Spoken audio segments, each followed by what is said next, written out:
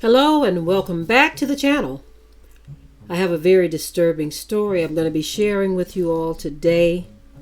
This kind of stuff right here, it not only rubs you the wrong way, but it really shows that you cannot trust folk.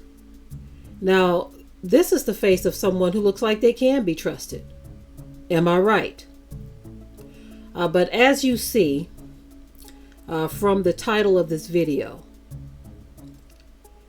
this woman has been charged with stealing more than 30 homes from people who came to her for help.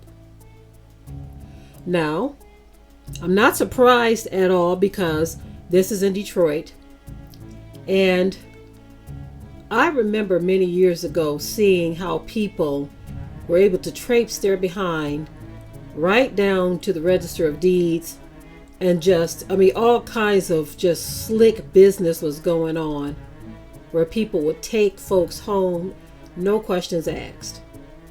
Now, in many cases, most of the time it was happening, they were looking for people that were deceased and the home had been vacant for some time. Nobody's going to come and claim it, stuff like that. But in this case, it looks like it was, something else going on where people came there for help. Either way it goes, I feel like the system is just whack, and that they should have better checks and balances in place when it comes to something as valuable as a home.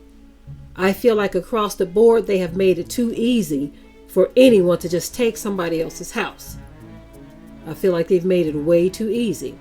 Now, before I share all of the details of this story, I do want to say this up front.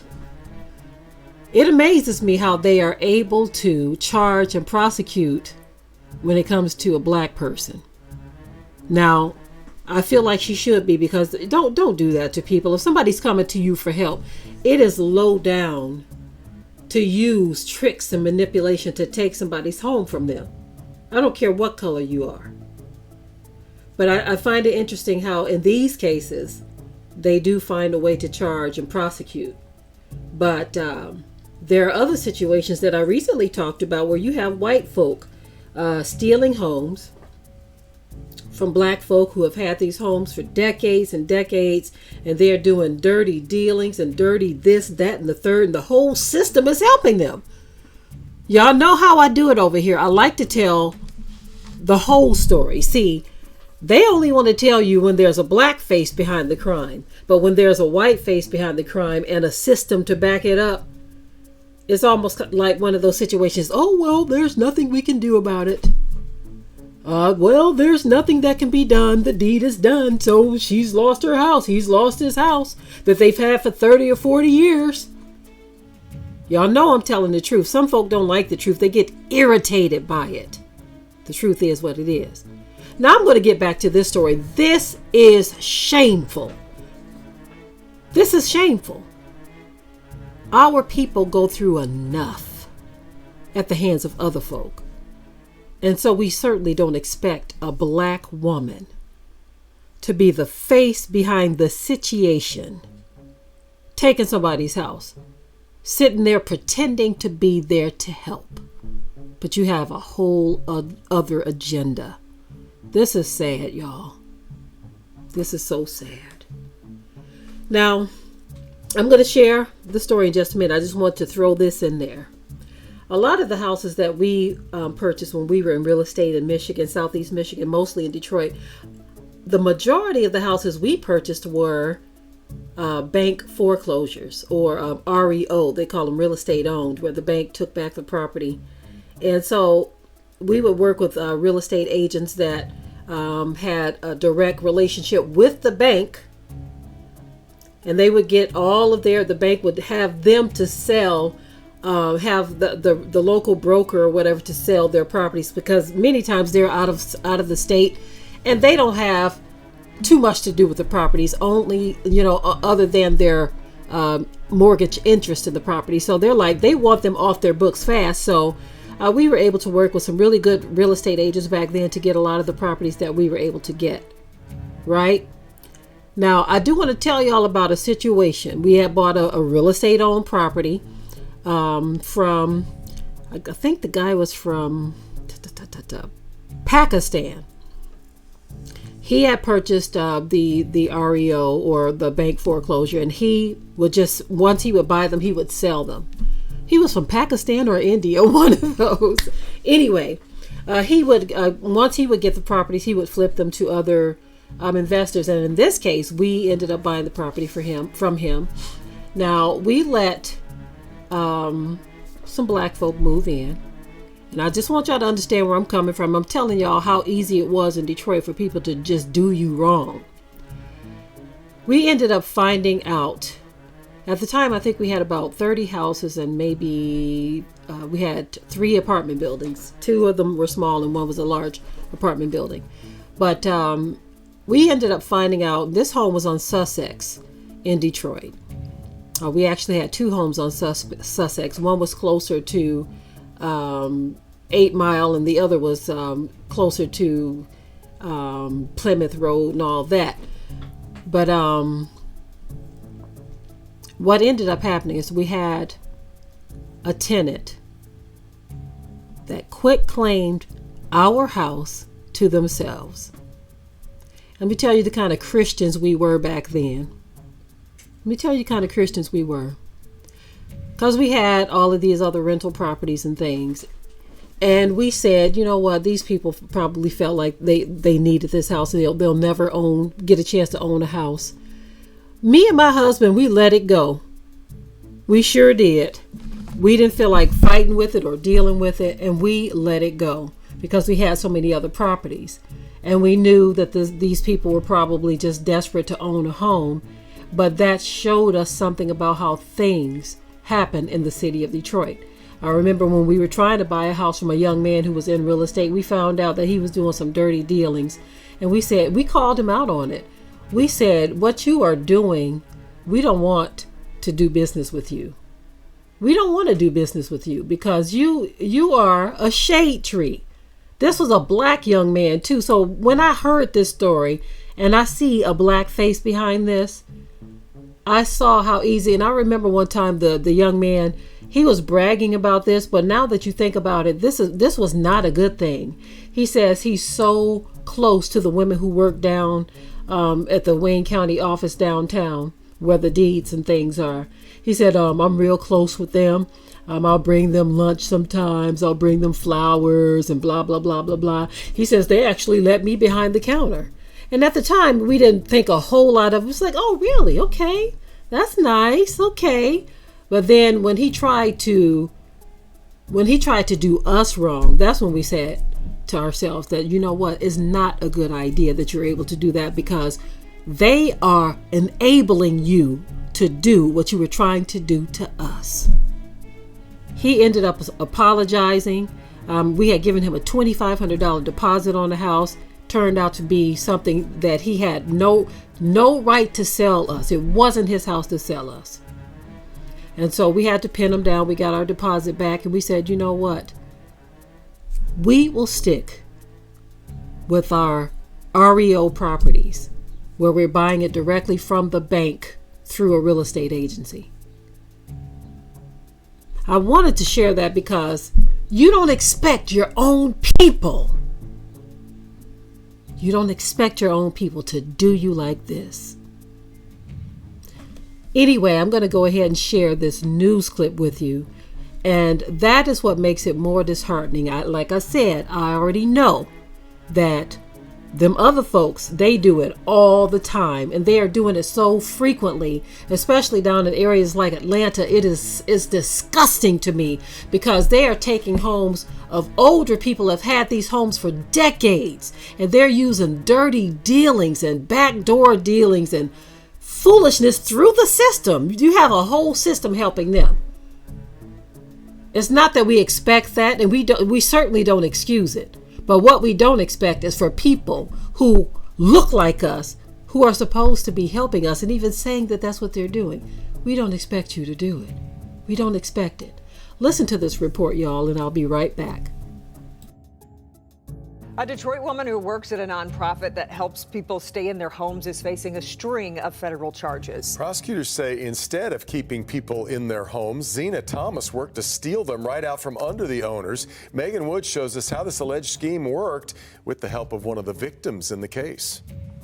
We're here on 2nd Avenue where the United Community Housing Coalition office is. Now, this nonprofit helps Detroiters with low income get housing assistance. It's also where Zena Thomas was the director of home ownership programs.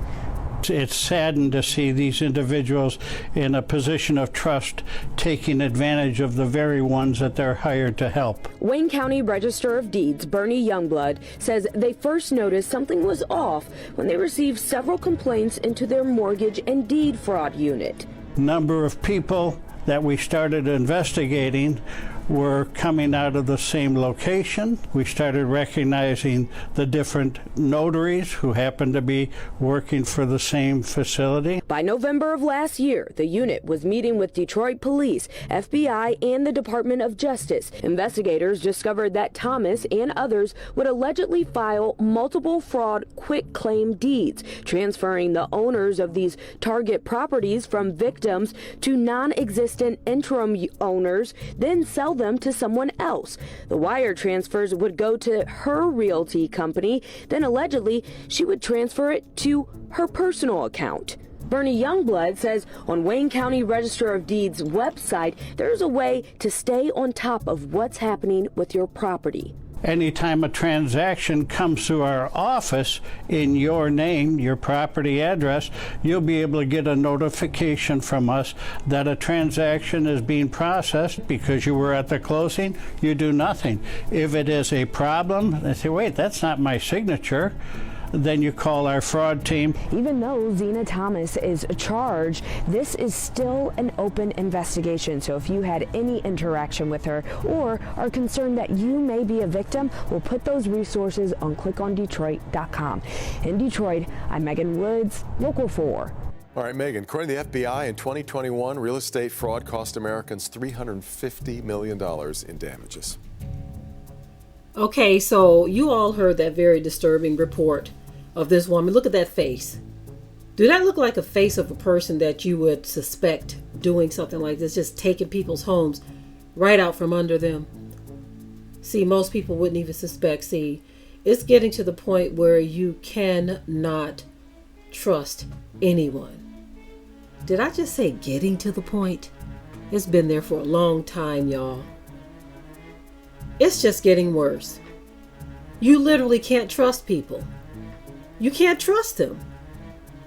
And for this to be taking place in a black area, you know that the majority of the people, or all of the people that are victims of this, are black people. Now, if you set yourself up as someone who is supposed to be helping these folks, how is it that you were able to squeeze 30 homes out and profit from them? This is the kind of stuff that really discourages you. It discourages you because you look at the world in general and you say that everybody on the planet seems to target so-called black people. But then when you look and you see the reality that black people target black people too, doing something like this. There was another story shared with me a couple of weeks ago. I didn't get around to getting to it. It was a similar story to this one, but it was a young black man who weaseled this black woman's house from her. She was an older black woman, and he had help from a white man doing it. And when I looked at the image of him and his family, now he looks like a well-together black family, him and his wife and kids. And I said to myself, you ought to be ashamed of yourself for what you did to that black woman. And you're a black man with a black wife and black children, but you had no problems of doing this stuff to this woman. When they went to question the white guy, his excuse was, well, I have no idea what Marcus is doing with the properties. I just do this, that, and the third, and what he's doing, that's his problem. So I looked at it like, okay, so you know how to get somebody's property, and you know the source to take it to wash the money or do whatever it is you're doing. The thing that I didn't get with his situation was, how is he able to finance? Because what he did was so dirty. And I got to go back through my Facebook messages to get that story. And Sister Monica, if it was you who shared it with me, if you can share it with me again, or whoever shared the story with me. But it always trips me out when someone is able to scam another person out of their house, and then they are able to go and secure financing for the house. Financing $200,000, $300,000. I don't understand that, because being in real estate, it wasn't that easy to just get a loan on a property, to get a mortgage. So I don't understand that. And then they let the mortgage go into default after they've collected the money, and then they move on. So this is what lets you know and see that there is a system working here, because the average home owner can't just grab that kind of equity out of home with that kind of ease. So this is why I think, and I know, that there's a system working here. But the fact that you have black faces behind some of this mess, again, I'm not surprised, but I am very disappointed. Very disappointed. Whether it's a black woman like this woman here, or a black man like the one that was shared with me a few weeks ago. I don't like that kind of stuff. The world is already doing enough to us. Our people as a whole already have a difficult time trying to keep their head above water.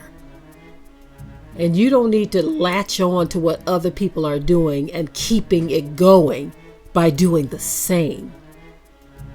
So very shameful. I hope that some of these people, or it would be nice if they can all get their homes back. But the thing that gets me is how this stuff gets all tied up in red tape. And most of the time, it never results in the person who has been scammed getting their property back. It never results in that. Now, the situation that I just told you about with the house, the rental property that we had on Sussex in Detroit, if we wanted to fight that, we could have gotten our property back, because we didn't sign anything over to these people. They quit claimed it to themselves, right? When we found out about it, we were just some, I guess I'm going to say it like it is, y'all, simple-minded Christians. We were just some simple-minded Christians. We could have fixed it, but we just let it go. We let it go because we looked at their situation and we said, well, you know, they probably just wanted a house, and we felt very Christian-like back in those days. Oh my goodness. We had some very simple-minded ways as Christians. Some of you all can attest to that. Some of you can attest to that. But we had some very simple-minded ways. We could have fought for that house. It was a small 2-bedroom house, 1 bathroom, but it was our house. It was ours. You know, and that person didn't have a right to do that. But guess what? The relaxed system that they have in Wayne County down in Detroit at the Register of Deeds is too relaxed, is too whack. It has been for decades. People have been complaining about it for a long time, that they are so unorganized. And I'm sorry if anyone works for Wayne County. I'm sorry if you work for them and you hear this. This is not personal against you. We have a right to talk about our own experiences. But for decades, people have talked about how easy it is for someone to do something that dirty. And how you have people who work in the system who actually help folk out. They actually help people do these kinds of things. This is why we have to keep it in our minds that folk cannot be trusted. And more people are starting to say, you know what? I just want to live a nice, quiet life. I don't need no friends. I don't need no new acquaintances. I don't need a lot of people are just opting out because people can't be trusted. And you know, just like the Bible says, the love of money is the root of all evil. Because people love money so much, they don't mind stabbing you in the back. Keep that in mind. So when you see a face like this, and their thing is that they're trying to help you, but they're really trying to steal your home. Don't let that smiling face fool you. Okay? Because just like the songwriter said, smiling faces tell lies. And I got proof. And they tell you, beware of the handshake. Yeah, our folk used to sing it back in the day. They used to tell you a story with them songs. Beware of the handshake. Because those smiling faces tell lies. Right? Shaking your hand while all along the plan is to take from you, to steal from you. Now we're used to that smiling face or that snake being somebody of another race. But guess what, y'all? Enemies come in black and white. And with that, I am out. Stay prayed up, family. We hope you liked today's topic. Please leave your comments below. If you haven't already, subscribe to the channel, share it like this video, and with that, we're out. Be sure to ring the bell to be notified of new uploads on this channel, and also comment, share, like, and subscribe.